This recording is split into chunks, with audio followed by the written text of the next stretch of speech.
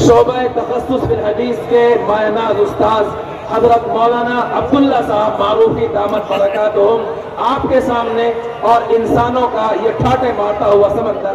अल्हम्दुलिल्लाहि रब्बिल आलमीन वस्सलातु वस्सलामु अला सय्यिदिल अंबिया'i वल मुरसलीन सय्यिदिना व मौलाना मुहम्मदिन व अला आलिहि व सहबिहि अजमईन। अम्मा बअद फ़अऊज़ु बिल्लाहि मिनश शैतानिर रजीम। बिस्मिल्लाहिर रहमानिर रहीम। वमा खलक़तुल जिन्ना वल इंसा इल्ला लियअबुदून। सदक़ल्लाहुल अज़ीम। मुहतरम व मुकर्रम हज़रात उलमाए किराम, मुअज़्ज़ज़ बुजुर्गों, अजीज़ दोस्तों और भाइयों, और हमारी आवाज़ सुनने वाली मुअज़्ज़ज़ माओ, बहनों और बेटियों, मदरसा बदरुल उलूम का ये सालाना जलसा, जिसमें इंसानों का ये ठाठे मारता समंदर इस मदरसे के साथ हद दर्जा महब्बत, अकीदत, वालिहाना लगाव की दलील है। और हम देख रहे हैं कि ये मजमा बढ़ता ही जा रहा है। अल्लाह तबारक व तआला इस इदारे की मकबूलियत में दिन दूनी रात चौगुनी तरक्की नसीब फरमाए। सच है कि इखलास के साथ जो काम किया जाता है, अल्लाह के यहाँ उस इखलास की बहुत ही कदर व कीमत है।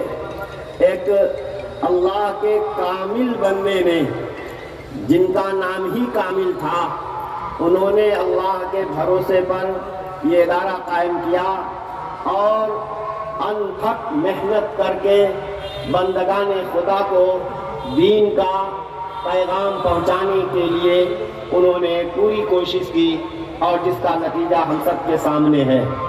और आज अल्हम्दुलिल्लाह उनकी लायक औलाद और उनके तैयार की हुई रूहानी औलाद ये इस मदरसे की खिदमत कर रही है, और आप तमाम हजरात इस मदरसे से वाबस्ता और मरबूत हैं। मेरे भाइयों और दोस्तों, बात करने का मौका नहीं है, आप भी थक गए हैं।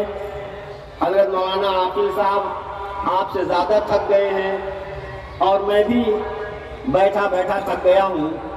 लेकिन ये आप हजरात का शौक़ और वलवला, मदरसे के साथ गैर मामूली आपकी महब्बत, इसका तकाज़ा ये है कि चंद जुमले मैं भी अर्ज़ कर दूँ। मेरे भाइयों और दोस्तों, हम सब अल्लाह के बंदे हैं। हमें दुनिया में सिर्फ और सिर्फ अल्लाह की बंदगी के लिए पैदा किया गया है। बंदा माने गुलाम होता है। गुलाम से गुलामी ही अच्छी लगती है। गुलाम मालिक बन बैठे और गुलाम जो है वो अपनी मनमानी करने लगे, तो ये समझ लो कि ये गुलाम की शाया निशान नहीं है। अल्लाह के हम बंदे हैं। बंदगी का मतलब ये है कि अल्लाह तबारक व तआला की जानिब से हमें बेशुमार नेमतें मिल रही हैं।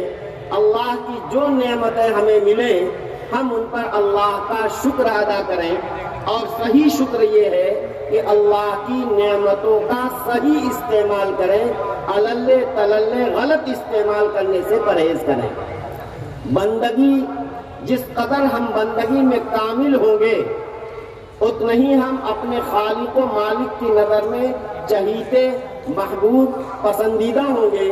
और जिस कदर बंदगी में हम कच्चे होंगे, उतना ही ज़्यादा अपने खालिक व मालिक की नज़र में नापसंदीदा होंगे, लुच्चे होंगे, हकीर होंगे। मेरे भाइयों, बंदगी में कमाल किससे आता है? कामिल बंदा कैसे बनता है? मेरे आका मौला मुहम्मदुर रसूलुल्लाह सल्लल्लाहु अलैहि वसल्लम बहुत जामे इरशाद फरमाया करते थे, बहुत मुख्तसर बात करते थे और बड़े पते की बातें फरमाते थे। लंबी गुफ्तगू नहीं होती थी, बात मुख्तसर और टू दी पॉइंट, दिल की गहराइयों में उतर जाया करती थी। एक हदीस है जिसमें 5 बातें मेरे आका मौला सल्लल्लाहु अलैहि वसल्लम ने बयान फरमाई हैं। एक बात بندگی کے کمال سے متعلق ہے۔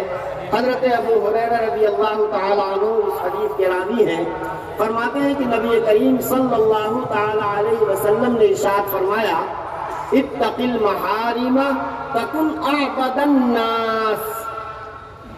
تمہاری زندگی کا مقصد بندگی ہے نا، بندگی میں کمال کیسے پیدا ہوگا؟ تم کامل اور اچھے بندے کیسے بنو گے؟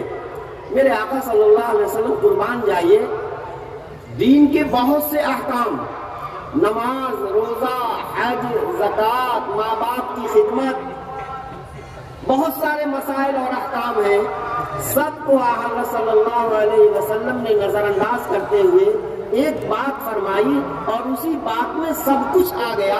فرمایا اگر تم کامل اور بڑھیا بندے بننا چاہتے ہو تو اتق المحارم، اللہ نے جن جن چیزوں کو حرام قرار دیا ہے، حرام سے اپنے آپ کو بچا لو۔ حرام سے بچنا زندگی میں بندگی میں کمال پیدا کرتا ہے، اور یہ بھی حقیقت ہے میرے دوستو۔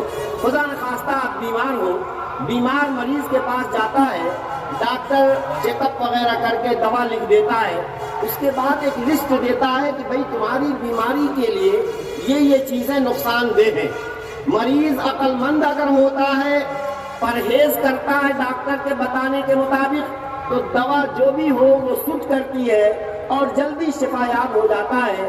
اور خدا نخواستہ بد پرہیزی کرتا ہے، دوا پہ دوا استعمال کرتا رہے، قیمتی سے قیمتی دوائیں استعمال کرے، بد پرہیزی کی وجہ سے اس کو شفا نہیں ہوتی۔ میرے بھائیوں، ہم سب روحانی مریض ہیں، اور ہم سب کا وطن اصلی جنت ہے۔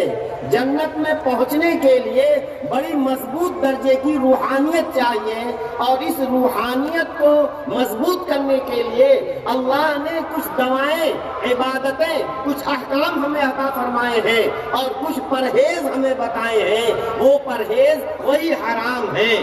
شرک سب سے بڑا حرام شرک ہے، ماں باپ کی نافرمانی ہے، سود ہے، جوا ہے، اور زنا ہے، جھوٹ بولنا، غیبت کرنا، جتنی چیزوں کو اللہ نے حرام قرار دیا ہے یہ سب پرہیز کے درجے میں ہیں۔ اگر ہم پرہیز کریں گے تو اور اللہ کے حکموں پر عمل کریں گے، انشاءاللہ ہماری روحانیت مضبوط ہوتی جائے گی، اور ہم کو روحانی شفا حاصل ہوتی رہے گی، اور جنت جو ہمارا وطن اصلی ہے اس میں پہنچنے کے لائق ہم بن سکیں گے۔